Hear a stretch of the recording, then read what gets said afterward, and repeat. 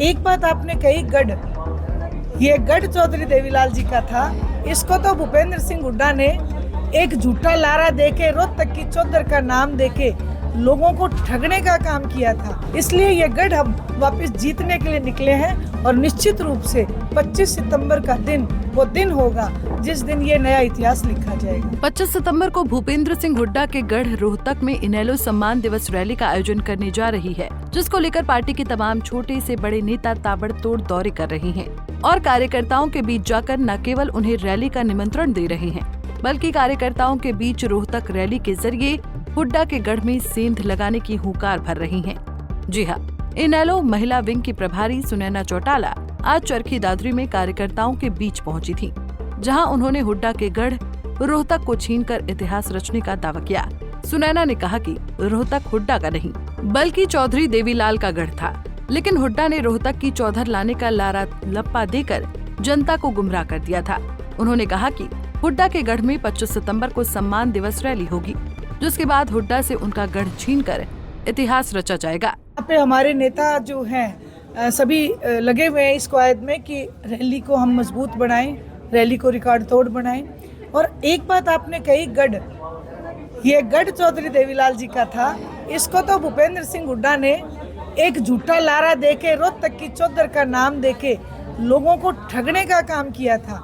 आज लोगों के दिमाग में वो ठगी ठोरी क्लियर हो चुकी है, क्योंकि इस बार जो भारतीय जनता पार्टी सत्ता में है वो केवल भूपेंद्र सिंह हुड्डा की मिलीभगत से है। इसलिए ये गढ़ हम वापस जीतने के लिए निकले हैं और निश्चित रूप से 25 सितंबर का दिन वो दिन होगा जिस दिन ये नया इतिहास लिखा जाएगा।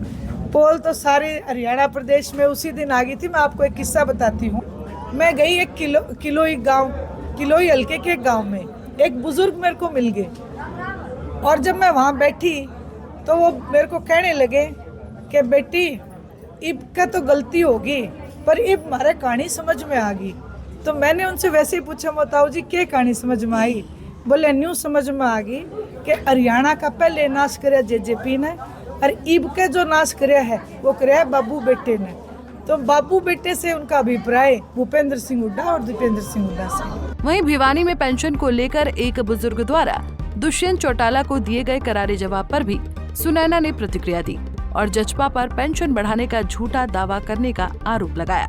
उन्होंने कहा कि देवीलाल का परिवार कभी भी झूठ की राजनीति नहीं करता है, लेकिन जिस तरह से दुष्यंत ने सत्ता की लालच में झूठे वादे किए, अपनी नीतियों से समझौता किया, तो अब उन्हें सत्ता के ताने सुनने भी पड़ेंगे।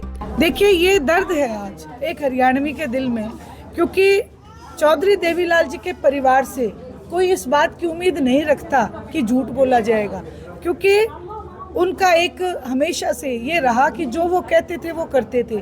उस रीत को ओम प्रकाश जी चौटाला ने बखूबी निभाया। आज अगर उस रीत को कोई निभा रहा है तो वो अभय सिंह जी चौटाला है।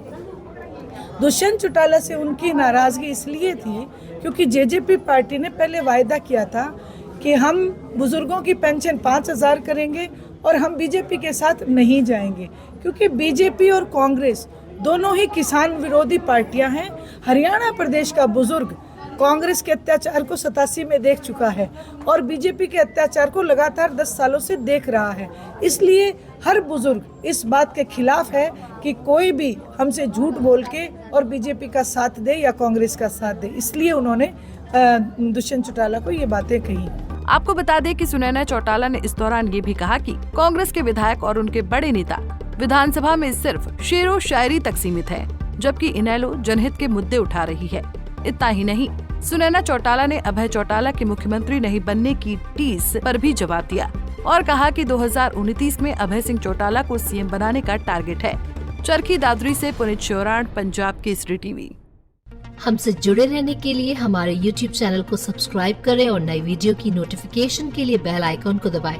अगर आप ये वीडियो Facebook पर देख रहे हैं तो लाइक जरूर करें और ज्यादा से ज्यादा शेयर करें। धन्यवाद।